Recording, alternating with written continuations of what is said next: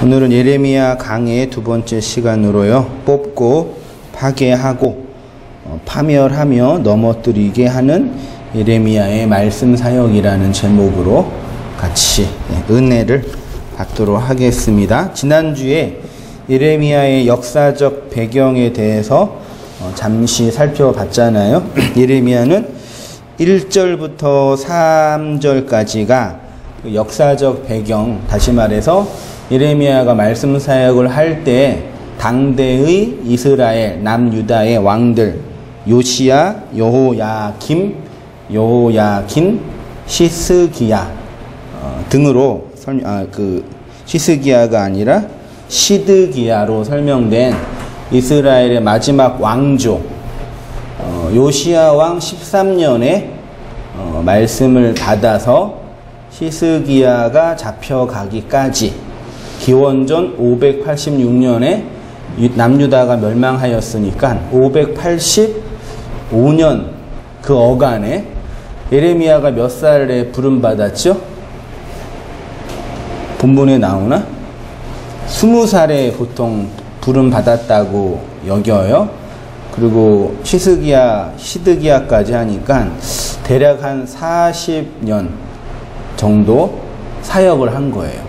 20살 때 말씀 받아서 60세 그 어간까지 이제 사역을 하다가 이제 죽었다고 보는데, 그렇죠. 20살의 어린 나이 때 말씀을 받아서 이제 말씀 사역을 쑥 시작하다가 예레미야의 말씀 사역의 인생 전체가 이스라엘의 마지막 그 우리나라처럼 구한말의 역사처럼 유다의 마지막의 역사에 함께했던 그 선지자예요. 에스겔이나 다니엘은 1차, 2차 포로 때 바벨론으로 끌려가가지고 유다의 절망적 상황은 눈으로 보지는 못했어요. 포로들과 함께 있었지만 예레미야는 끌려가지 않고 애굽에도 갔다가 하면서 그 정세의 그 어두운 시대 속에서 말씀 사역을 했으니까 얼마나 그 감정적으로든 현실적으로든 힘들고 어려운 시대를 살았겠어. 그래서 결혼도 못하고 말씀 사역을 하다가 그렇게 이제 죽었다고 보는데, 예레미야서는 이렇게 격정의 시대 속에서 그의 말씀 사역을 기록한 책이고요. 그는 유다의 종교적 타락과 배교 속에서 하나님의 준엄한 심판을 경고하였고요. 그래서 예레미야서는 무겁고 진중하고 슬프고 애끓는 선지자의 마음을 읽을 수가 있죠. 그래서 주중에 성경 공부 예수님의 기도 우리가 지금 말씀 공부하고 있죠. 그리고 이제 주일에는 예레미야서를 읽으면서 의외로 다 이제 예수님의 기도는 십자가 지기 직전의 예수님의 그 애끓은 그 중보자적인 마음이 기록되어 있는 기도문이고, 예레미야서는 그 유다의 절망적 상황에서 쓴 선지자적인 메시지니까 이 두 개가 오늘날 우리에게 시사하는 바가 되게 크고, 또 이렇게 어떻게 말씀을 강의하는데 하나님께서 그 말씀 속에서 그런 이 시대적인 메시지를 1차적으로 저한테도 주시고 또 새롭게 하면서 말씀 집에 가서 읽어보셨죠? 예레미야서 읽어보셨죠? 할렐루야. 1장이 어디예요? 2장까지 읽으신 분 없어요? 3장 꼭 집에 가서 천천히 한 1년 정도는 최소한 할 예정이니까요. 1년 이상 넘어가면 힘들어 하시더라고요, 성도님들이.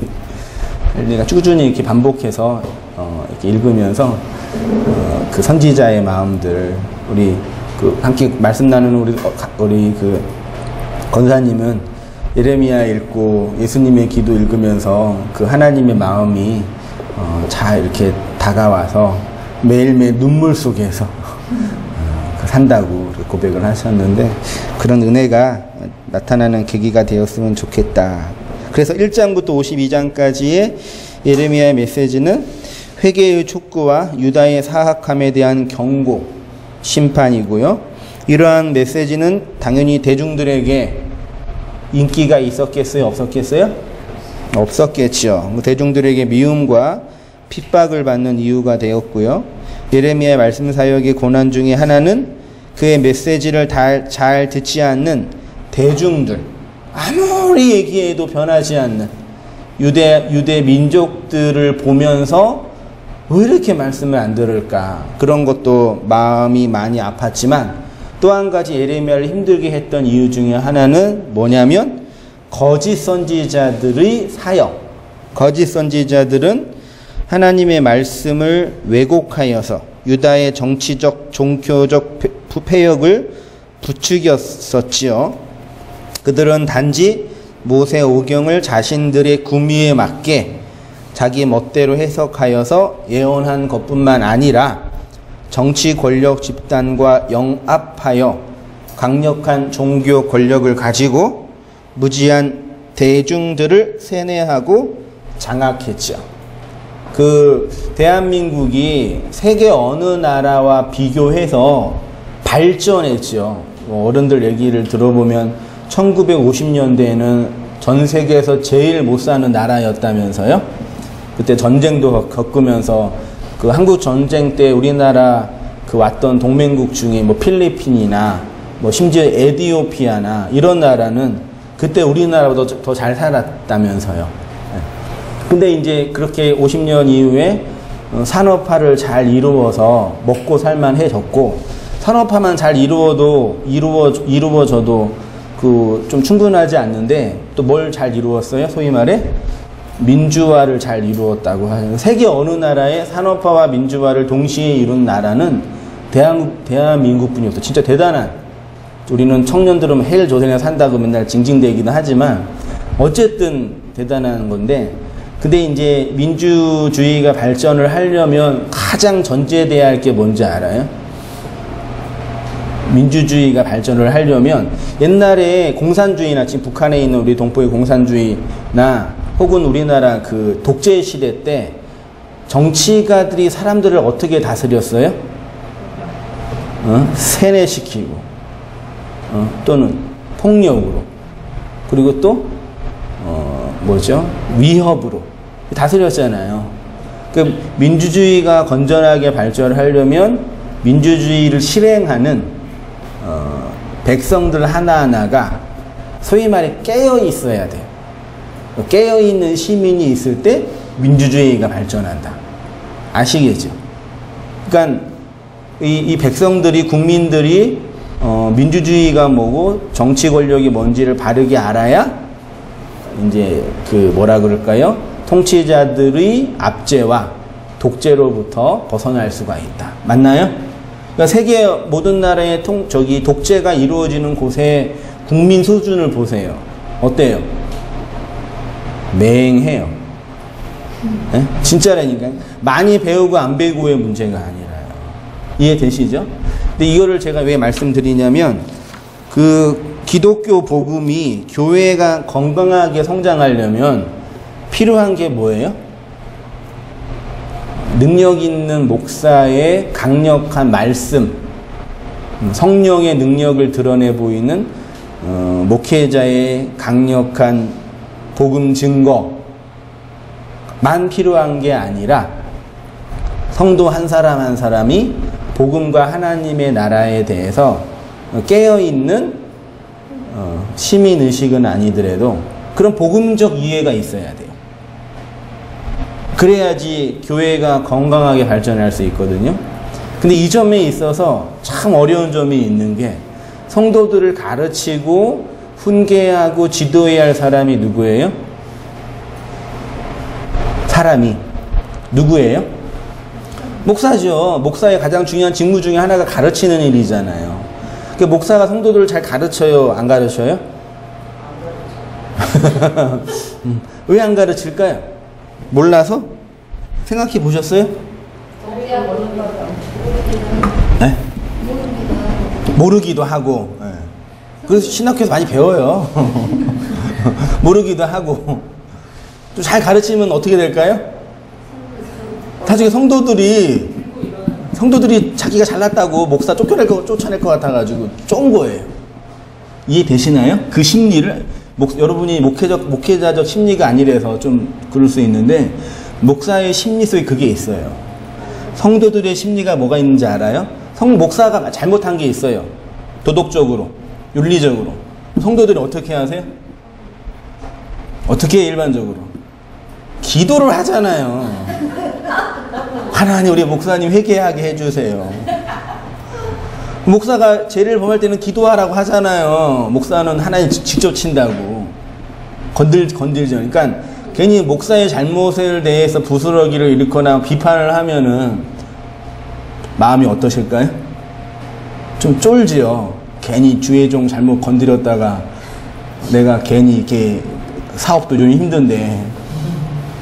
그러니까 목사에게는 성도들을 말씀으로 잘 가르치고 복음의 정보와 진리를 열심히 전해야 되겠다라는 그런 열정이 없고, 그 이유는 아까 얘기했던 그것 때문에 그러고요. 성도들은 목사의 인격적, 윤리적 죄에 대해서 지적하고 컴플레인을 하는 것을 두려워해요. 그래서 이 두 가지가 짬뽕이 돼가지고 한국교회가 이 모양 이 꼴이 된 거예요. 겉으로는 이렇게 교회가 크고 몇백억 공사, 몇천억 공사했다고 그렇게 자랑들을 하는데, 성도들의 실제적인 내용과 복음에 대한 이해를 보면 다 공포와 두려움과 율법적 자기 욕망에 갇혀가지고 그렇게 용서하지 못한 채 살아가고 있는 거예요. 그 이유가 말씀을 증거해야 할 목회자가 바르게 가르치지 않은 것도 있지만, 성도들이 그 말씀을 바르게 배워서 현실 안에서 문제를 어떻게 해결해야 할지에 대한 고민이 없는 거예요. 그냥 장로님들한테 위임해가지고 거기에서 사바사바 해가지고 움직여지게 되어지는 것도 아니고. 그런 것처럼요, 예레미야 시대도 동일했어요. 예레미야의 시대나 오늘 우리의 시대에 똑같아요. 한번 본문 읽고 강의하면서요, 그런 시대 역사적 해석들을 잘 해나갔으면 좋겠어요. 고난받은 선지자 보세요. 예레미야처럼 진리의 말씀을 전하는 선지자들은 그들에게 눈의 가시였습니다. 왜냐하면 백성들을 가르치고 깨우치며 언약 백성으로서의 그들의 신분과 상태를 기억하게 했기 때문이고, 예레미야는 이들의 폭력의 무방비 상태였고, 그냥 때리면 뭐예요? 제가 선지서를 읽으면 화가 나는 게 뭐냐면, 선지서의 그 선지자들의 그 영성, 그 주님에 대한 진실한 마음, 그 복음에 대한 탁월한 이해, 놀라워요. 그분들의 그 내면적 영성은 오늘날 그 웬만한 그 금욕주의자들 있죠. 그런 사람들과 비교할 수 없는 탁월한 영성이에요. 그 영성 가지고 설교를 했으면 얼마나 설교가 힘이 있었겠어요. 근데 그 설교를 잘 들어서 회개하고 돌이키는 회중들만 있었던 게 아니라, 여전히 많은 사람들은 그런 설교했던 선지자를 어떻게 했어요? 때리고 패고 심지어 살해했단 말이에요. 그럼 하나님이 선지자를 보내셨잖아요. 선지자가 자기가 좋아서 한 게 아니라 하나님이 보낸 거예요. 하나님의 말씀을 전하라고. 그럼 하나님의 말씀을 전하는 사자인데, 하나님이 그를 보낼 때 그렇게 설교를 하면은 대중들이 그 선지자를 죽일 거라는 걸 알았을 거 아니에요. 그러면 말씀과 함께 뭘 보내야 돼요? 군대를 보내야죠. 아니에요? 이 진리를 전하면 얘네들이 날 죽일 거 알잖아. 근데 선지자는 칼이 없었어요. 군대도 없었단 말이에요. 이게 뭐예요? 하나님 너무하시죠. 그 예수님의 비유 중에 포도원 관련된 비유 중에 하나가, 포도원에 수확을 다 해가지고 이제 주인이 종을 보냈잖아요. 근데 그 포도원 일꾼들이 얘 죽이면 이거 다 우리 거 되니까 첫 번째 종 죽였죠? 두 번째 종 죽였죠? 세 번째 종은 아들을 보낸 거예요. 그 아들까지 죽였잖아요. 그 아들을 죽이는 건 이해할 수 있어. 어차피 예수님은 죽으셔야 되니까. 맞잖아요. 종들은 뭐냐고요? 걔네들은 뭐예요? 진리를 건네주어서 백성들을 교화시키라고 보냈는데 말씀만 주고 총칼은 안 주는 거예요. 그냥 마음에 안 들면 그냥 칼로 푹 찔러면 끝나는 거예요. 왜 그랬을까요? 네? 집사님 말씀하신 것처럼 가서 뭐 하라고요? 뒤지라고. 이 말과 함께 너가 죽는다. 그 왜 그랬을까요, 하나님? 누굴 살려요? 아니, 선지자는 죽는데 뭐 나를 살려요? 선지자를 죽여서 누구를 살린다고요? 백성들을 살린다고요. 그러니까 선지자도 진짜 사랑해요. 충성스러운 종이니까. 근데 얘를 죽여서 누구를 살린다고요? 그 진리와 그 말씀을 듣는 회중들을 살리는 거예요. 그러니까 여러분, 교회의 역사, 인류 역사 속에서 사람들을 훈계하고 어떤 권력과 힘을 가지고 억압한다고 그 사람의 마음을 얻지를 못해요. 총칼을 들고 너 예수님 믿을래 안 믿을래? 안 믿으면 죽을 거 아니에요. 그럼 믿는다 그래요. 진짜 믿는 거예요? 믿는 척 하는 거죠. 그렇죠? 네. 대부분 다 종교를 갖고 있는 사람들이 그 심리로 종교 생활을 해요. 거의 대부분. 톡 까놓고 지옥이 없으면 믿어요, 안 믿어요?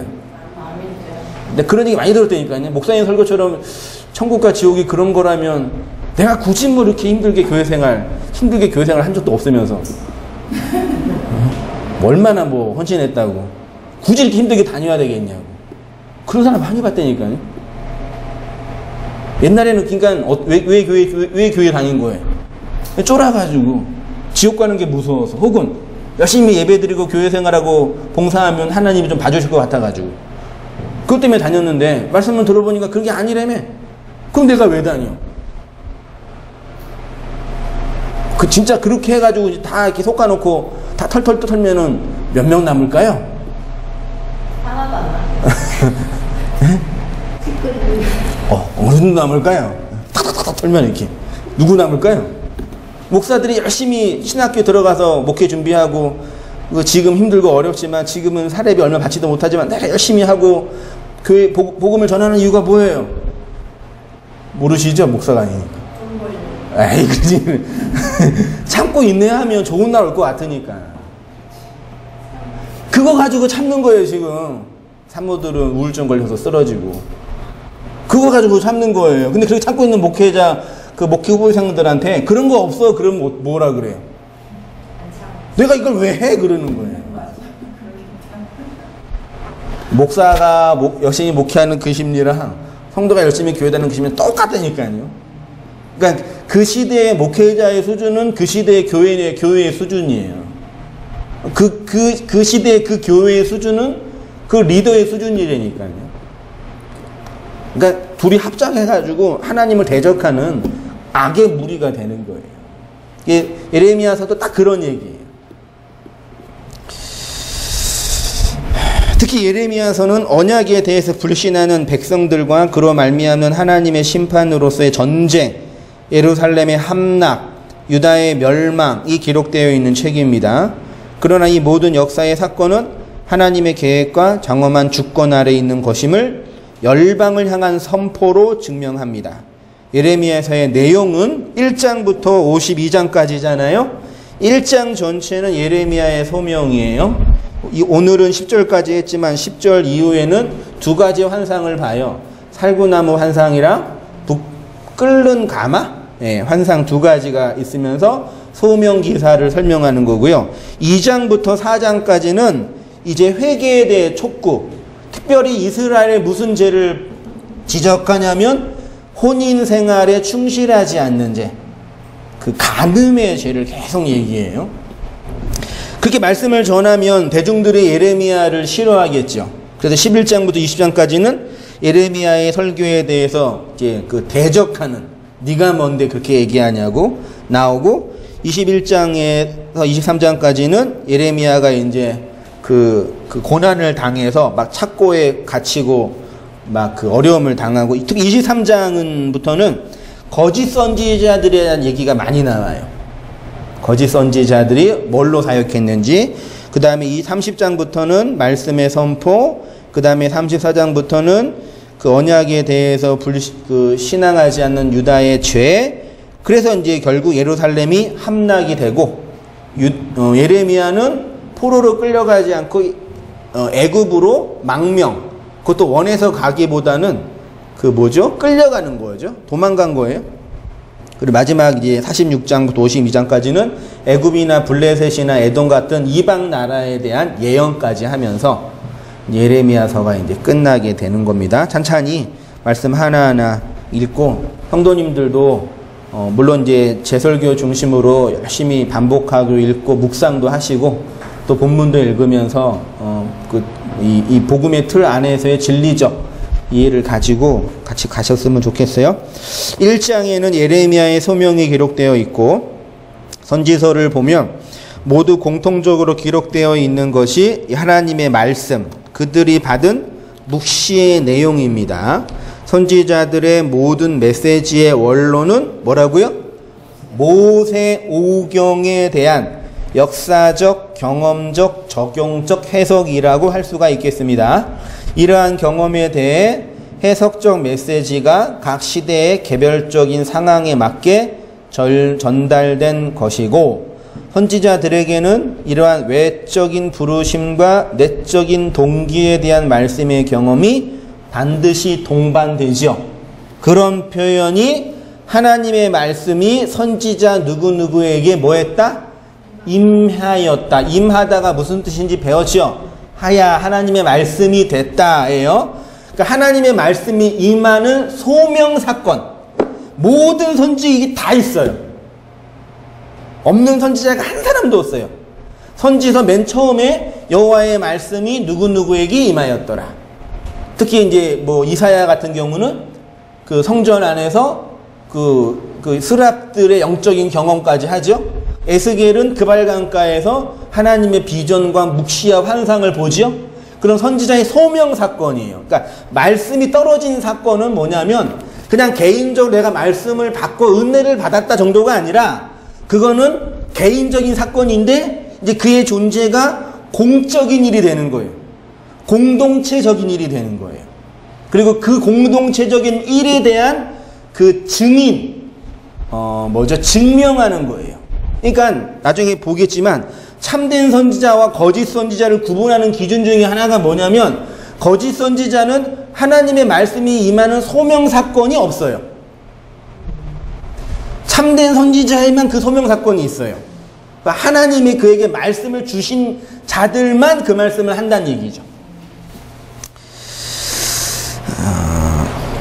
그들이 선지 사역에 대한 하나님의 신적인 부르심과 유다 공동체의 공공의 이익, 다시 말해 언약 백성을 향한 하나님의 말씀의 공익성과 정당성을 입증하는 경험, 개인의 사적인 은혜의 차원이 아니라 교회 공동체를 세워가는 차원에서의 말씀, 아시겠죠? 그러니까 우리가 여러분 말씀의 은혜는 개인적으로 받아요? 공동체적으로 받아요? 개인적으로 받나요? 그렇죠. 내가 은혜 받는 거지. 그렇죠.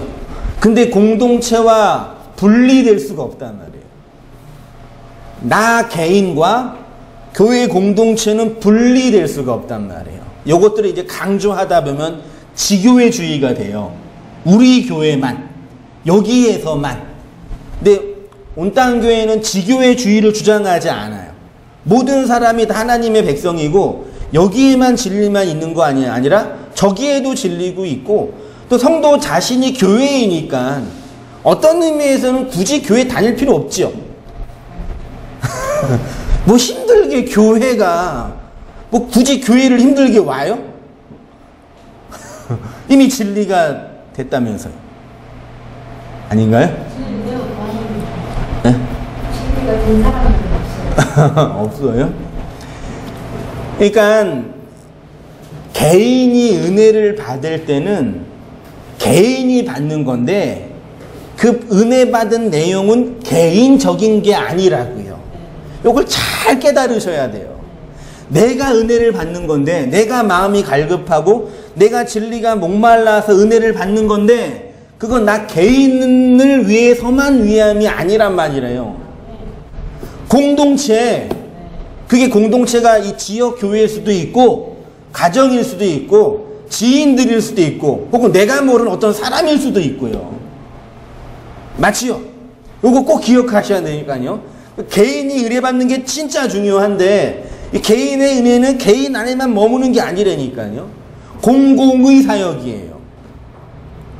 이게 오늘날 성도들이 정말 우리가 은혜는 개인이 받는데 네. 그 은혜가 공동체적이다. 그치요.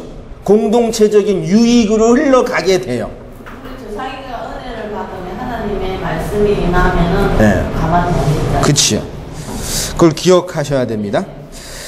거짓 선지자들 볼게요. 거짓 선지자들과 참된 선지자를 구별할 수 있는 좋은 시금석이 바로 이것입니다. 거짓 선지자들은 하나님께 받은 메시지가 아니라 자신들의 입장과 상황과 이익에 맞는 말씀을 전하는 자들입니다. 예레미야 23장 15절 보이시죠? 보세요. 그러므로 만군의 여호와께서 선지자에 대하여 이같이 말씀하시니라. 보라, 내가 그들에게 쑥을 먹이며 독한 물을 마시게 하리니 이는 사악이 예루살렘 선지자들로부터 나와서 온 땅에 퍼짐이라. 헐, 쑥과 독을 누가 마시게 한다고요? 하나님이 누구한테? 이스라엘 백성들한테. 그럼 그 쑥과 독은 누가 줘요? 예루살렘 선지자들이죠. 그 누구겠어요? 거짓 선지자들이에요. 16절 만군의 여호와께서 이같이 말씀하시되 너희에게 예언하는 선지자들의 말을 듣지 말라. 예레미야가 말하는 거예요. 그들은 너희에게 헛된 것을 가르치나니 그들의 말한 묵시는 자기 마음으로 말미암는 것이요 여호와의 입에서 나온 것이 아니니라. 항상 그들이 나를 멸시하는 자에게 이르기를 너희가 평안하리라 여호와의 말씀이니라. 또 자기 마음이 완악한 대로 행하는 모든 사람에게 이르기를 재앙이 너희에게 임하지 아니하리라 하였느니라. 이 선지자들은 내가 보내지 아니하였어도 다름질하며 내가 그들에게 이르지 아니하였어도 예언하였은즉 그들이 만일 너희 회의에 나의 회의에 참여하였더라면 내 백성에게 이 말을 들려서 그들을 악한 길과 악한 행위에서 돌이키게 하였으리라. 여호와의 말씀이라. 그러므로 보라, 서로 내 말을 도둑질하는 선지자들을 내가 치리니 여호와의 말씀이니라. 보라, 그들이 혀를 놀려 여호와가 말하셨다 하는 선지자들을 내가 치리라.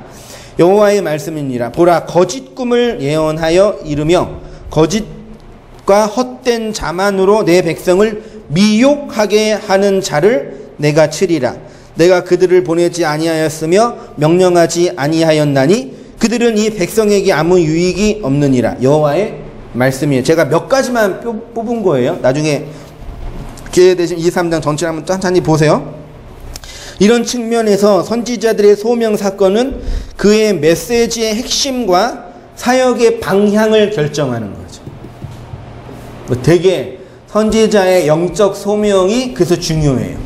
오늘날도 말하면 목회자의 말씀 전하는 설교자의 소명, 그 한번 다 신학교 가면 다 얘기해요. 어떻게 하다가 신학교 왔어요?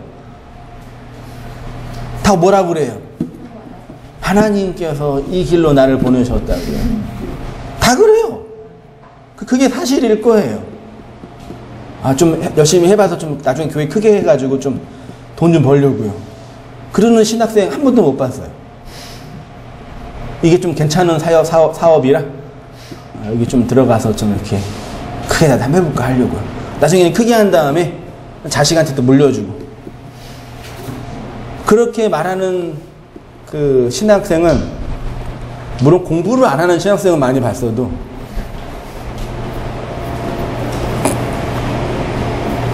그래서요, 제가 신대원 때, 좀 나이도 늦게 들어가가지고, 또 좀 달랐지만, 그렇게 공부를 안 하더라고요, 애들이. 보통 평균 나이, 제가 평균, 당시 신대원 학생들보다 5살 위였거든요, 제가요. 5년 정도 직장 생활 해가지고.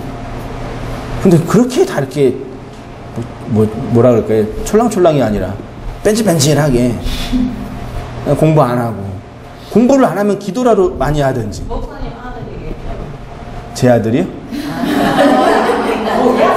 학생들이요? 다. 큰 교회 목사님 아들이겠죠? 그런 애들도 있었어요. 공부를 안 한 이유가 있었구나. 다 그러나? 거의 대부분 다. 뭘 믿는 구석이 있어가지고 저러나. 저 같은 흑수저는 제가 아니면 안 되니까 죽도록 했거든요. 왜 이렇게 공부를 안 할까? 그러면 공부를 했어요. 근데 근데 학생들이 그런데 목사님들이 공부를 안 해요. 그 공부를 안 한다는 얘기는 그냥 책을 안 읽고 이렇게 막 그게 아니라 성경 연구를 안 한다. 대부분 다 담임 목사님들 보면은 설교 자신의 설교 책이 있어요.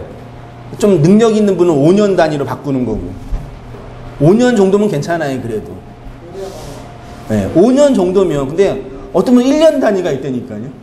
그래서 섬겼던 교회에 30년 다녔던 권사님이 그러는데 이제 한 30년 다니니까 설교 시간에 딱 앉으면은 뭐가 나올지 다 알겠대요. 저 설교 내가 5번 들었는데 에바까지 똑같아. 물론 하나님의 말씀은 진리니까 똑같은 설교에도 은혜를 받을 줄 믿습니다. 그 진리니까. 근데 그 얘기는 뭐냐면 연구를 안 한다는 거예요. 연구를 안 하는 거 뭐가 나쁘냐면 정체되어 있는 거예요. 계속 그 상태에 머물러 있는 거예요. 그러니까 성도들도 그 상태에 머물러 있는 거예요. 교회에서 이렇게 막 말씀 공부하고 진리를 배우는 게 중요하지 않구나. 그렇게 봉사하고 이렇게 인간관계 교제 맺고 이렇게 뭐 헌신하고 헌금 내면 내 할도리 다 하는구나. 그러고 산다니까요. 내 할도리 다 하는 정도.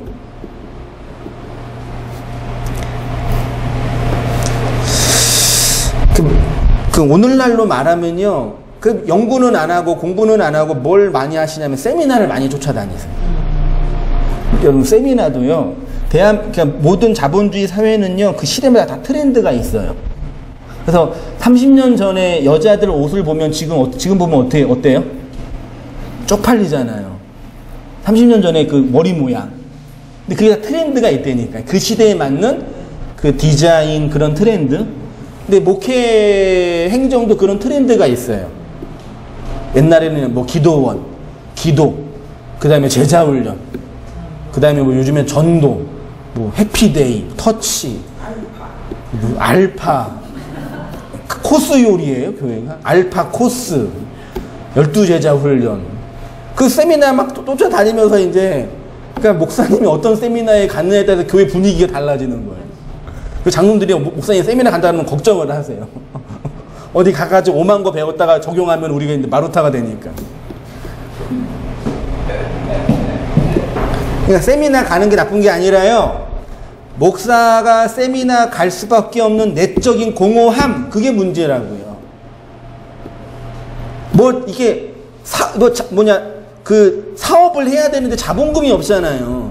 자본금이 없으면 안 되잖아요. 아니 머리 하나 자르는 것도 기술력이 있어야지 자르는데 그게 기술력이 한계가 부딪히니까 어디 가서 배우는 거예요. 돈 내고.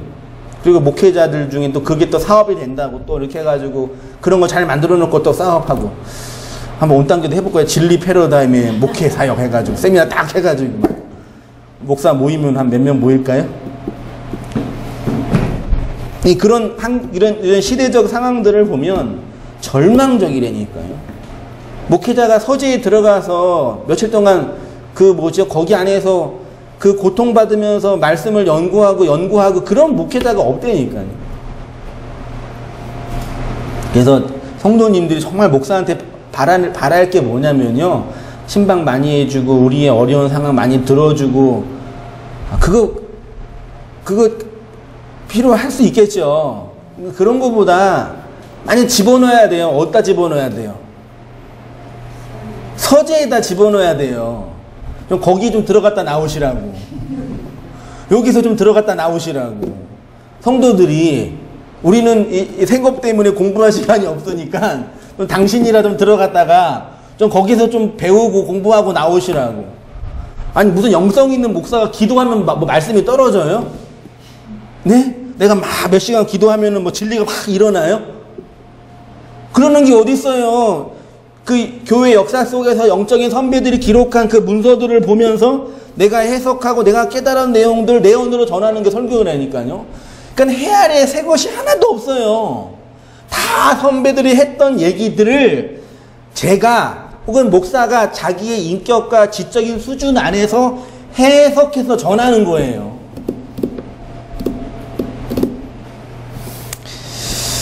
그렇죠.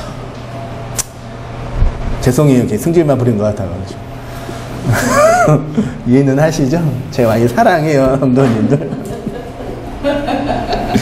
화가 나지, 왜 예레미야를 읽으면 나는 진짜. 왜 그럴 거예요, 아, 진짜. 내가 너를 알았고 성별하여 세워놓으라요. 4절부터 소명사건에 대한 구체적인 내용이 기록되어 있는데, 하나님과 나누는 대화 속에서 하나님은 그를 설득, 격려, 이끄시고 담대하게 하시는 장면이 나오고요. 5절에 내가 너를 모태에 짓기 전에 너를 알았고 내가 배에서 나오기 전에 너를 성별하였고 너를 여러 나라의 선지자로 세웠노라 되어 있죠. 알았고 야다, 세웠노라 카다시, 아니 성별하였고 카다시, 세웠노라가 나탄이래요. 자, 왕과 제사장과 선지자 보세요. 이스라엘은 당대 이방 나라와 다르게 신정 국가 체제였답니다. 쉽게 말해 이스라엘이라는 민족은 뭘 상징한다고요? 교회예요. 이스라엘의 역사는 교회의 역사인데, 나라가 세워지기 전에는 아브라함과 이삭과 야곱과 요셉의 가정이 교회고, 나라가 세워질 때는 유다 민족 국가가 교회였고요. 포로 시대에는 포로기에 있었던 백성들이 교회였던 거예요. 교회의 역사입니다. 이러한 신정 국가를 지탱하는 중요한 기능적 직무가 왕, 제사장, 그리고 선지자예요. 이 세 직분은 모두 기름 부음을 받아야지만 할 수 있는 직책이에요. 왕과 선지자와 제사장으로 기름 부음을 받은 자가 누구예요? 예수 그리스도예요. 예수 그리스도가 교회의 왕이고 제사장이고 선지자예요. 나중에 기회 되면 다시 하고요. 근데 이스라엘 백성 입장에서 왕과 제사장과 선지자가 있는데, 왕은 이스라엘을 다스렸던 사람이죠. 하나님을 대신해서. 제사장은 뭐 하는 사람이에요?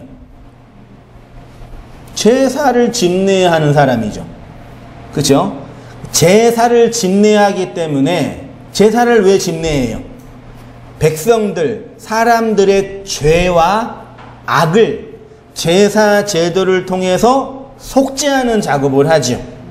그래서 다분히 누구 중심이에요? 하나님 중심이에요? 인간 중심이에요? 인간 중심이에요.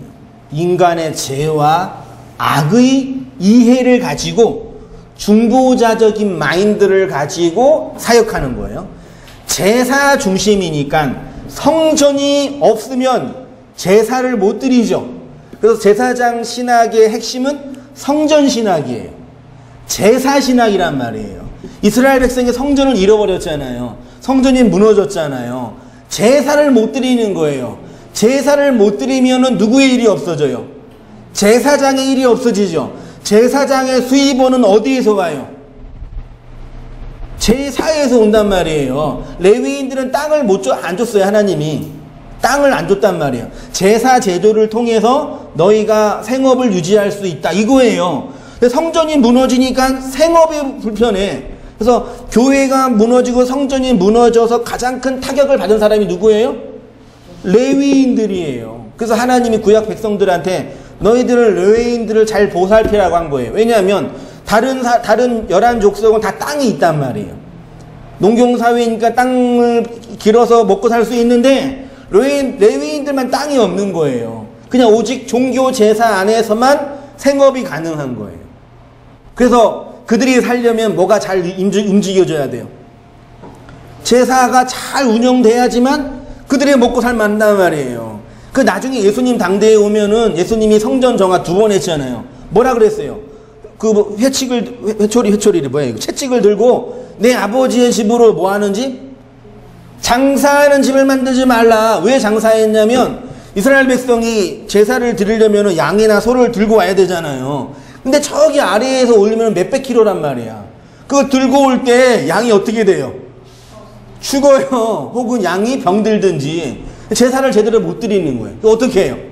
맨몸으로 가가지고 제사장, 성전 주위에 뭐가 있어요? 가축 시장이 있는 거예요. 양도 팔고 소도 팔고 다 팔아. 염소도 팔아. 그거 사고 제사를 드리는 거예요. 근데 문제는 그 가축 시장의 이권이 누구한테 있어요? 제사장 안에 있는 거예요. 양 한 마리 200만 원 주고 산다고 치면 그 중에 50만 원 제사장한테 들어가는 거예요. 커미션 오늘 다 그러고 우리가 다 그러고 살잖아요. 대기업, 중소기업 그래서 지금 뭐 공정위가 해가지고 뭐 일감 몰아주기 뭐 한다 그러잖아요. 다 그 얘기 하는 거예요. 똑같다니까 그러니까요. 그러니까 어떻게 돈 버냐면 돈 벌 수 있는 구조를 만드는 거예요. 이게 짱이죠. 짱이잖아. 아니 설교 원고 이거 얼마예요?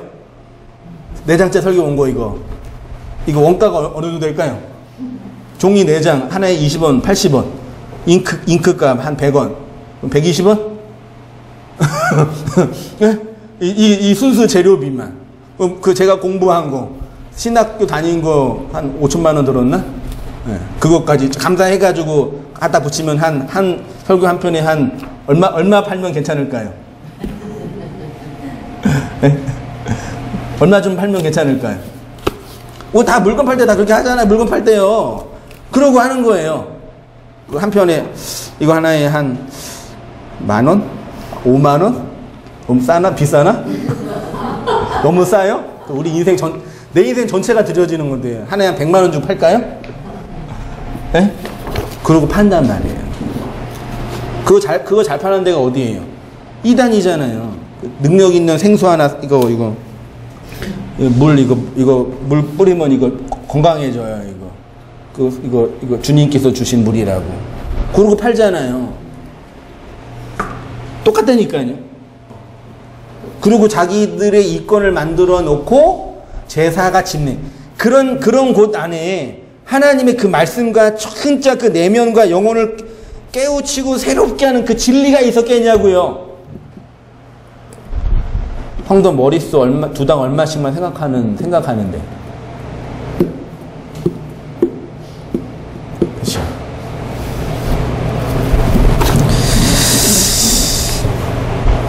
그래서 그 제사장은 전통을 강조해요. 그리고 제사장이 될 수 있는 방법은 뭐예요? 제사장 학교를 다닌다든지 광야에 가서 제사장 훈련을 받는다든지 그거예요? 뭐예요? 세습. 아버지가 제사장이면 나도 제사장이에요. 그러니까 전통 중심이에요. 그러니까 부패할 가능성이 많이 있겠죠. 갱신할 견제 세력이 없는 거예요. 근데 선지자의 사역이 뭐예요? 하나님의 말씀을 받아서 그 하나님의 말씀을 누구한테 전해요? 백성들한테 전하죠. 그럼 사역이 인간 중심이겠어요? 하나님 중심이겠어요? 하나님의 뜻이 이거야. 너희는 지금 잘못하고 있다니까? 하나님이 원하는 건 이거야. 그러니까 인간의 죄와 인간의 그 어려운 형편을 이해하면서 그들을 보듬어 주면서 그들을 인간적으로 헤아리면서 사역한 게 아니에요. 어떤 거예요? 그냥 가서 뿅 하나님 받고 하나님의 뜻은 이거야. 그러니까 인간들 입장에서는 선지자가 말씀을 들을 때 마음이 어떻겠어요? 힘든 거예요. 왜? 먹고 살기도 힘들고 살아가는 것도 힘들어 죽겠는데 하나님은 죄라 그러고 악이라 그러고 돌이키라 그러니까 미치고 환장한 거예요. 제사장한테 가면은 제사들이 어유 수고했어요. 어유 잘했어요. 최고예요. 하나님 축복해서 그러는데 선지자 얘기만 들으면은 너 죄인이야. 돌이켜. 폐역이 가득해. 그따위로 하다가는 죽어. 그러니까 기분이 어떻겠어요? 그래서 선지자들은 어쩔 수 없이 고난과 핍박과 눈물과 아픔 속에서 죽어갔어요. 그러니까 그런 문맥에서 볼 때 오늘날 그 목회자가 이런 예레미야나 에스겔이나 이사야 영성을 가지고 설교한다 그러면 이렇게 대접받으면 안 되죠.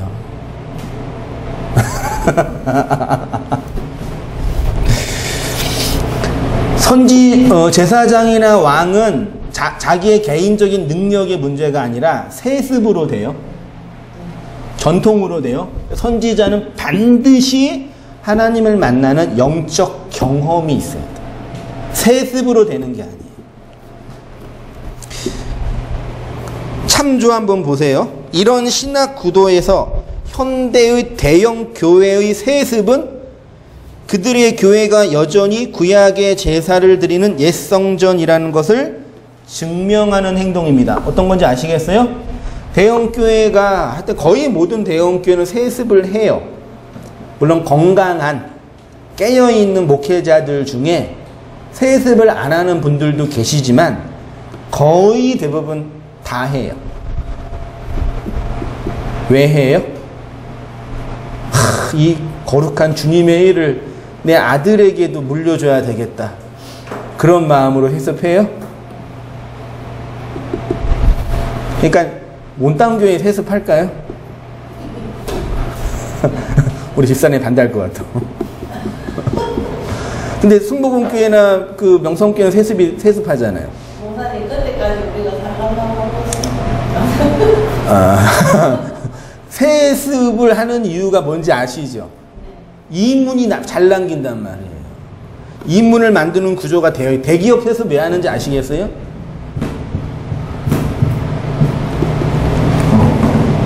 그러니까 물론 목사 아들이 큰 교회의 목사 아들이라고 선지자적인 사명을 받지 못할 법은 없어요. 그것까지 무시할 필요는 없어요. 근데 그네들이 정말 선지자적인 사명을 가지고 진리를 전하는 선지자적인 목회자냐? 아니에요. 그냥 제사장적인 목사예요. 제 표현으로는. 그냥 교회 잘 관리하고 성도들 잘 이렇게 보듬어주고. 왜냐면 그것만 잘해도 나오는 게 있으니까. 지금 목회자 종교인 과세 그거 가지고 막 말이 많잖아요. 근데 어떤 분 얘기를 들어보니까 실제로 방송에 나온 얘기니까 조영기 목사님이 목사가 지금 여의도문목교회 원로 목사잖아요. 그분이 왜 지금도 설교하는지 알아요? 지금도 나이가 한 70 되지 않았나? 그 나이 많으신 분이 왜 지금도 설교하는지 아세요? 얘기를 들어보니까 옛날에 젊었을 때 그분이 해외 이제 출장 가거나 말씀 전하러 갈 때 그러면 이제 그분이 가면 이제 부목사님이 설교할 거 아니에요. 부목사님들이 설교할 때랑 담임 목사가 설교할 때랑 헌금이 다르대요. 부목사가 설교할 때는 8억이 나오는데 담임 목사가 설교하면 16억이 나오는 거예요. 2배가 나. 그러니까 그분이 지금 사부 예배가 인도한 걸로 알고 있는데 바글바글 하대요. 가가지고 지금도 안수 받으려고. 그게 조용기 목사 책임이겠어요? 네? 그분이 나쁘기 때문에 그런 거겠냐고요. 사시기 힘드시죠 요즘에 좀.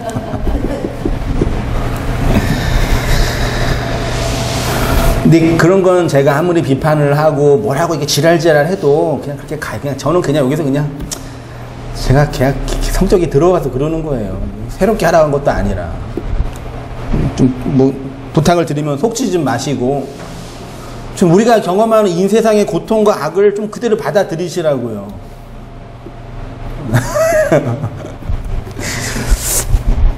자, 언약과 선지자 진도가 딱 반대네요. 하나님이 그렇게 예레미야를 이스라엘의 선지자로 세우셨습니다.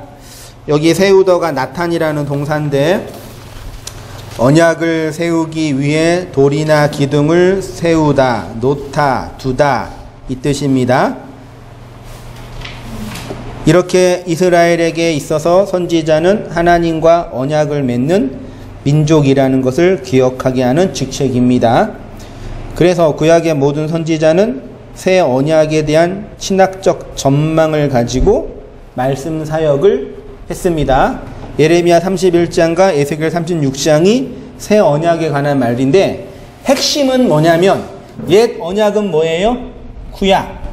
새 언약은 신약. 요것은 다 맞는 건 아닌데 옛 언약은 어디에 기록됐어요? 말씀이?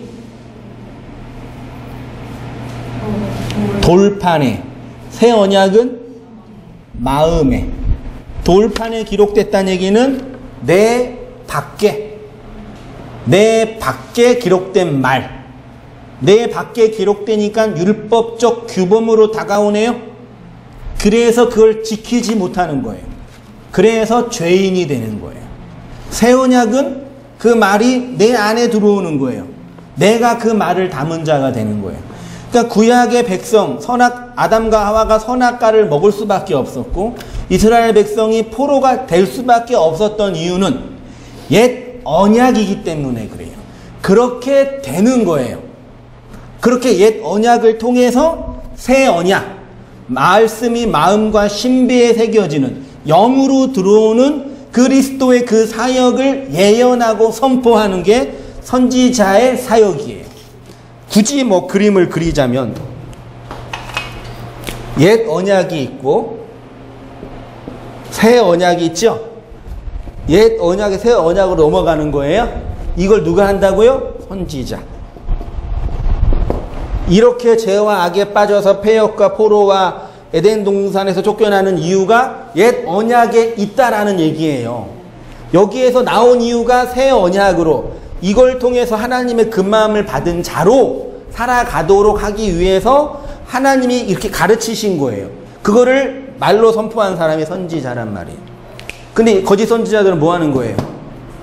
여기 안에서 열심히 희생제사 드리고 열심히 헌물 드려서 여기에서 열심히 살아봐. 그래서 희생제사를 공격한 거란 말이에요.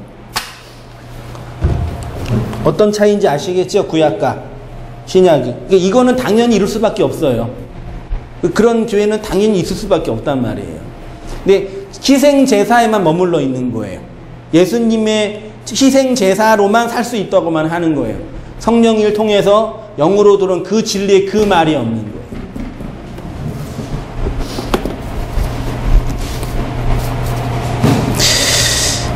말하는 자가 선지자고요. 나머지 이제 보시고 3페이지 오른쪽 중간에 하나님에 의해서 말하도록 부름받은 자, 선지자를 새 언약과 관련하여 설명을 하자면 하나님에 의해서 말하도록 부름받은 자입니다.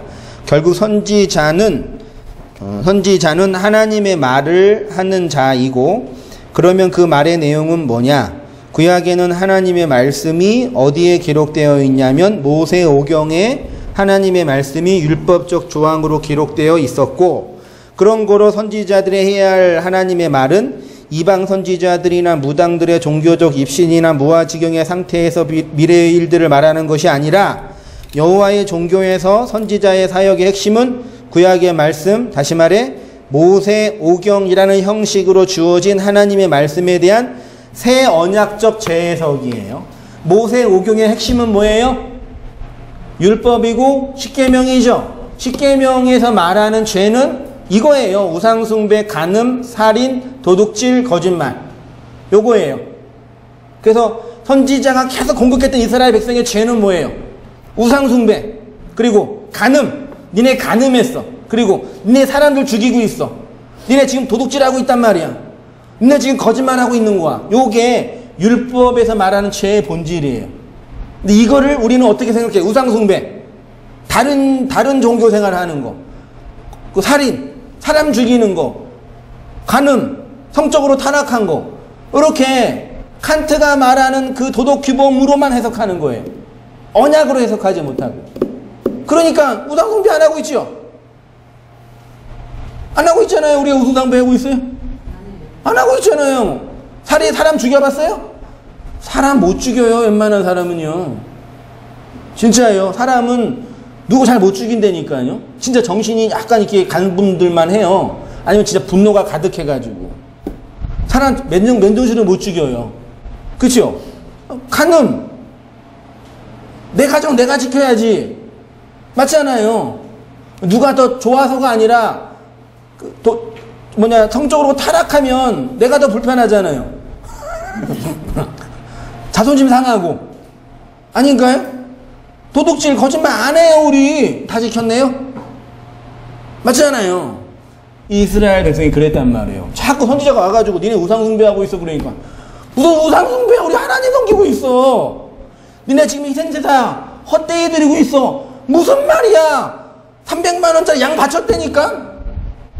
니네 지금 도둑질하고 있어. 무슨 도둑질이야? 죽여버려! 이해되시나요? 그 제가 우상숭배와 살인과 간음과 도둑질에 관한 기본적인 이야기를 그 산상수훈에서 얘기했잖아요. 다시 할 거예요. 걱정하지 마세요. 9절 보세요. 여호와께서 그의 손을 내밀어 내 입에 대시며 여호와께서 이에게 이르시되 보라 내가 내 말을 내 입에 두었노라. 말을 두었대요. 어떤 말이요? 그 말이 어떻게 되는데 보라 내가 오늘 너를 여러 나라와 여러 왕국에 세워 내가 그것들을 뽑고 파괴하고 파멸하고 넘어뜨리며 건설하고 심게 하였느니라. 내 말을 내 입에 두었노라 하시고 그 말의 내용이 뭐냐면 뽑고 나타시 파괴하며 나타츠 파멸하며 아바드 넘어뜨리며 하라스 건설하며 바나 심는 나타로 되어 있어요. 나중에 다음 주에도 깊이 해볼게요. 부정적인 말씀이 4가지, 긍정적인 말씀이 2가지죠. 부정적인 게 뭐예요? 한글로 뽑고 파괴하고 파멸하고 넘어뜨리고. 하나님의 말씀을 예레미야가 받았어요. 왜 슬펐어요? 내가 왜 쟤네들을 뽑고 파괴하고 파멸하고 넘어뜨리고 20살 약간의 나이도 아닌 20살 때 어린 나이 때 나이 50대 60대 된 그 제사장들 앞에서 내가 왜 이 얘기를 해야 되냐고요. 싫어요. 그런 거예요. 나 애기라니까요. 못하겠어요. 쫄고 있는 예레미야한테 뭐라 그래요? 힘내. 내가 함께 할 거야. 걱정하지 마. 구원해 줄 거야. 그랬단 말이에요. 그래 놓고 가서 어떻게 해요? 말씀 전하면 대인통 맞게 하고 착고에 끌려가고 뺨 맞고 결혼도 못하고 맨날 광야 그 토굴 같은 데서 기도하면서 징징대고 이스라엘의 회복을 위해서 기도하고 정상적인 삶이에요. 그게 선지서를 보세요. 오늘날 우리가 얼마나 세속적인 목사이고 성도인지 선지자의 그 영성. 물론 그 물리적 그 행위를 그대로 본받을 필요는 없어요. 그럼 그거는 선지자 상황이 그랬으니까. 그렇죠. 우리에게 하나님의 말씀이 임하면은 에레미야 같은 마음이 더욱더 간절해지고 그 마음이 아버지께서 주시는 마음이 그러겠죠. 네? 그 예레미야도 못한다 그래서요. 못해요. 예. 걱정하지 마세요. 못하니까 걱정하지 마세요. 걱정하지 마세요. 우리가 할 일 아니니까.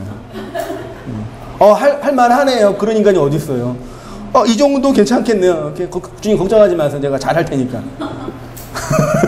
그런 선지자 하나도 없었어요. 나 싫어요. 안 할래요. 이게 나에게 주어지는 거예요. 네, 그렇죠. 나를 왜 딴 사람에게 주어지는 것이 아니라 요 시대에는 이 말씀이 하나님의 말씀이 나에게 계시면 내가 에레미야 같은 그런 마음이 그런 아버지의 같은 마음이니까 맞죠. 그런 가난한 마음이 그렇죠. 그러시죠?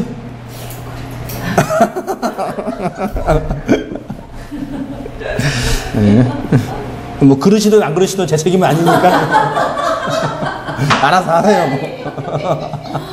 목사님 책임도 있죠. 증거했으니까. 그렇게 되세요. 그러면요. 이렇게. 왜 내가 이렇게 돼가지고. 제가 20살 때 처음 회심하고 나서 선지서를 읽고 싶었어요. 희한하지 않아요? 성경 하나도 모르는데. 진짜라니까요. 혼자 읽는데 막 눈물이 쏟아지는 거예요. 에레미야 이사야 보면은. 성경 하나도 모르는데 한글 성경을 보는데 읽고 가서 교회 가서 청년들한테 얘기해주면 미쳤다 그런 거예요. 너 이렇게 우울해? 너 왜 그래? 야 그거 그렇게 할 필요 없어. 그 내가 이상하나 그랬다니까요.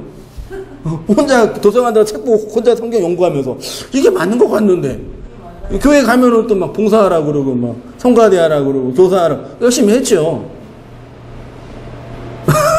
그 20살 때 제가 경험했던 그게 그대로예요, 보니까. 그때 내가 예배당 그 구석에서 이렇게 불 다 꺼진 데서 이렇게 기도하면서 그 기도했던 그 기도 제목들 지금도 생각나요. 제가 원래 잘 까먹거든요. 웬만하면 잘 다 까먹어요, 저는요. 망각을 잘 하거든요. 우리 집사람 맨날 다 까먹는다고 욕하는데, 잘 까먹어요. 잘 까먹어야지 행복해요. 행복하지 않는 분들은 잘 못 까먹어서 그런 거예요. 맞죠? 잘 까먹으셔요, 그러니까. 새롭게, 맨날 새롭게 공부하시면 돼요. 그때 받았던 인상과 은혜가 지금도 기억해요. 하나님 말씀 읽었다가 느꼈던 생각, 본문에 주었던 감동, 그거 가지고 이렇게 얘기해주면 청년들이 막 이상하다, 왜 그러냐, 그러고. 20살 때 저희가 이거 배웠어야 되는데. 그때는 말할 수 없었죠, 제가.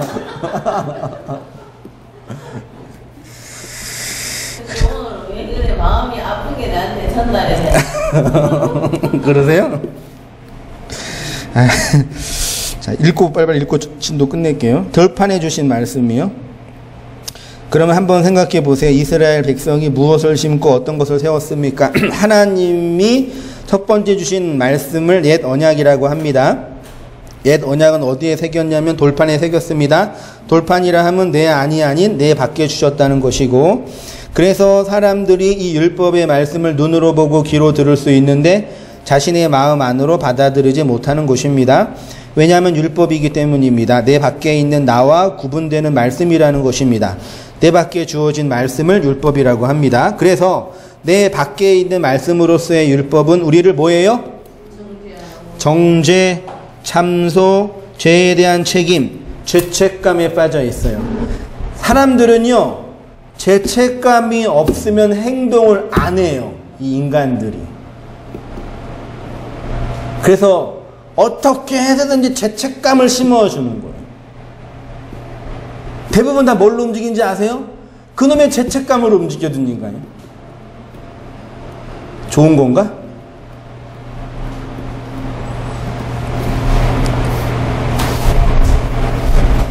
그러니까 예수의 생명으로 움직여지지 않고 율법으로 움직여지고 있는 증거예요. 사람들을 다스리는 방식은 진리로 못 다스려요. 율법으로 다스릴 수 있다니까요. 애들 어떻게 키우셨어요? 이거 안 하면 너 혼나?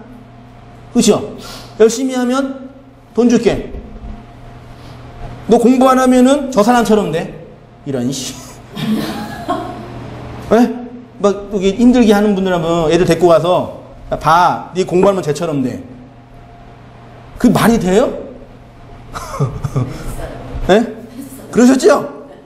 공부 안 하면 너 힘든 일 해. 그리고 공부하면은 쟤처럼 돼. 애들 이렇게 데리고 와서 고등학교 때 서울대 보여주는 게 좋겠어요? 지방 저 구석에 있는 대학 보여주는 게 좋겠어요? 데리고 가가지고 이게 열심히 공부해봐. 서울대 멋있지? 들어올 수 있어. 그거 비전이래요, 그런 게. 그런 게 꿈이래요. 예? 다 율법이에요, 그러니까요. 율법 선생님들이라니까요. 오늘 5시간 자면, 오늘 5시간 잘 걸 4시간 자면 앞으로 아내의 얼굴이 바뀐다.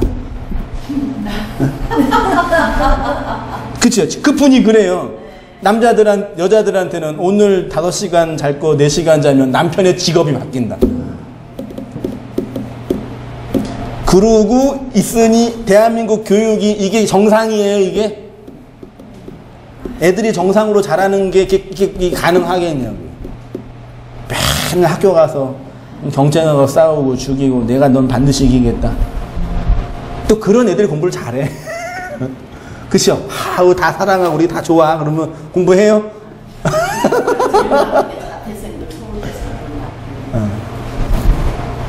그러니까 성공한 사람만 살아남는 세상. 그게 어디예요? 정글이에요, 정글. 양육강식의 세상이에요. 그걸 또 교회 가서 또 비전이네, 다니엘 학습법이네, 또 요셉의 꿈이네, 비전이네 해가지고 열심히 배워서 애들은 그렇게 공부해가지고 유명대 가는 걸 목표로 하고 어른들은 그게 사업해가지고 왕의 재정 몇 번 강의 들어가지고 헌금해가지고 좀 뻥튀기 좀 받아가지고 돈 벌려고 그러고. 그러니까 인생이 허무한 게 맞는 거죠. 예, 절망스러운 게 맞는 거예요, 이 세상이요.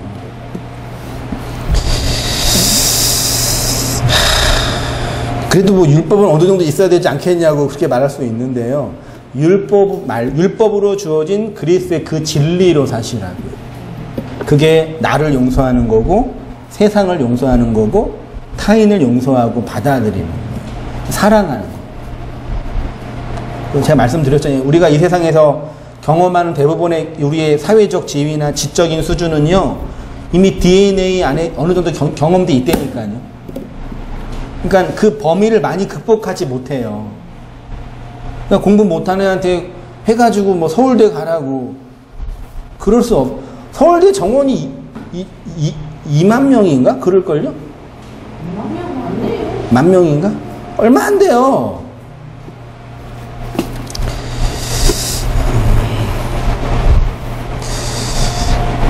그렇게 해서 그나마 해가지고 대한민국 이만큼 자라왔다고 또 자랑하는 분들이 계시는데 죽어간 사람이 너무 많아요.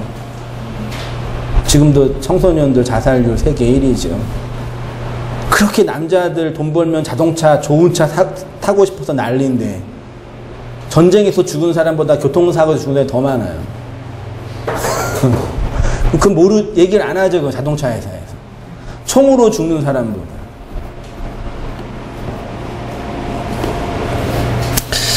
자, 내 안에 있는 생명의 씨가 아니라 내 밖에 있는 치장의 도구라는 것입니다. 이런 차원을 선악과를 먹는 건 율법을 지키는 것이라고 합니다.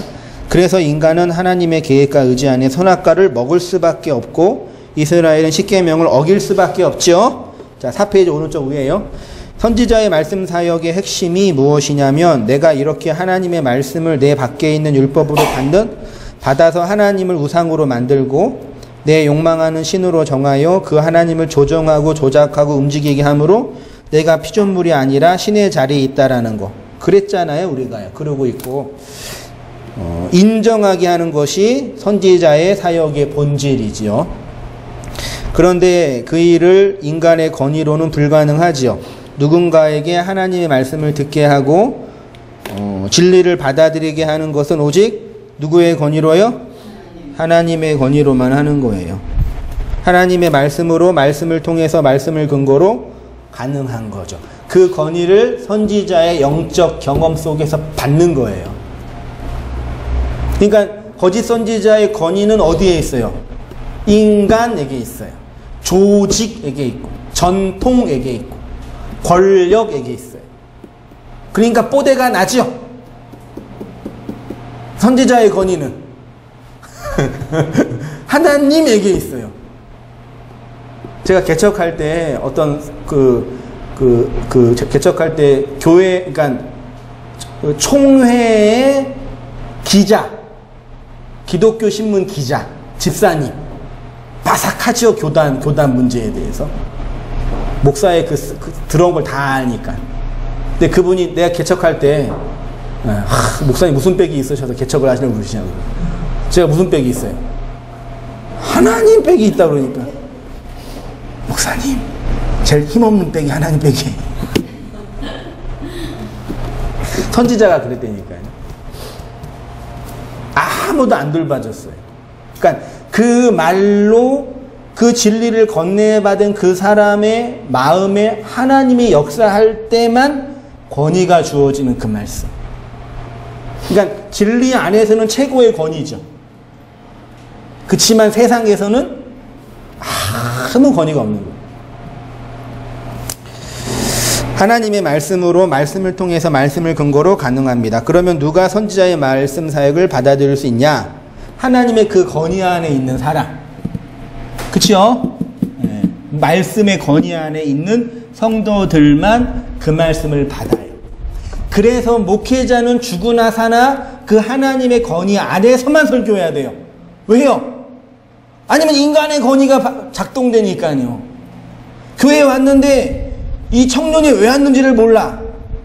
근데 교회에 예쁜 자매가 많이 있어. 그 왜 온 거예요? 그 맨날 그런 얘기 하잖아요. 조그만 교회 다니다가 이제 형제가 이제 뭐 취업되고 웬만한 직장 되면은 부모님이 어디 가라 그래요. 큰 교회 가서 예쁜 자매 만나라. 신앙 좋고 예쁜 자매 만나라고. 거기에 간 이유가 뭐예요? 그게 인간의 권위라고요.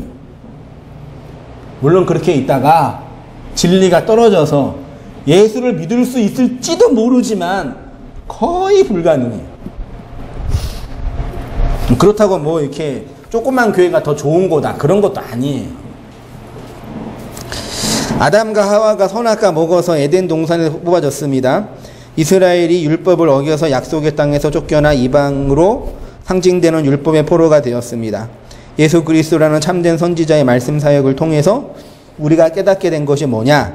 내가 선악과를 먹어서 에덴 동산에 쫓겨났다는 것을 알게 되고 하나님의 약속의 땅에서 하나님의 말씀을 약속으로 받지 못하고 율법으로 받아서 그 율법을 어긴 자로 율법의 포로가 되었다는 것을 예수를 통해서 알게 되는 거죠. 그러니까 진짜 말씀을 받은 자는 내가 지금 어디에 있는지 정확하게 알게 됩니다. 그래서 어디를 향하여 걸어가는지 알게 됩니다. 그래서 말씀을 찾을 수밖에 없고, 왜? 그 말씀의 권위가 내 안에 있으니까요. 내가 이 방황함과 유리함의 자리에서 나올 수 있는 유일한 길은 예수 그리스도라는 말씀을 자각하고 인식하는 것이 되는 거죠. 그래서 그것이 옛 언약에서 뽑힌 것이고 옛 언약이 파괴되고 파멸되었다라는 것이고, 이렇게 우리의 율법적 자아가 뽑히고 파멸되고 파괴되어서 넘어져야지 진리로 건설되고 심기어지는 약속의 땅이 되는 거예요. 마지막 읽을게요. 하나님이 우리를 어떻게 뽑고 파괴하고 파멸하고 무너뜨리셨는지 돌아보시면서 또 우리를 어떻게 건설하고 세워가시는지 예레미야를 통해서 확인하시고 고백하시고 체험하시고 또 그걸로 기도하시면서 그 진리와 은혜로 살아가는 우리의 모든 삶이 또 되어지기를 또 간절히 바라면서 그 말씀을 마치겠습니다. 기도할게요. 하나님 아버지, 우리에게 건네준 소중한 말씀들의 내용들을 발견하고 보게 하시고 묵상하게 하시고 듣게 하시니 감사합니다. 오래전 예레미야를 통해서 뽑고 파괴하고 파멸하며 넘어뜨리게 하는 그 말씀들을 건네주셨던 것처럼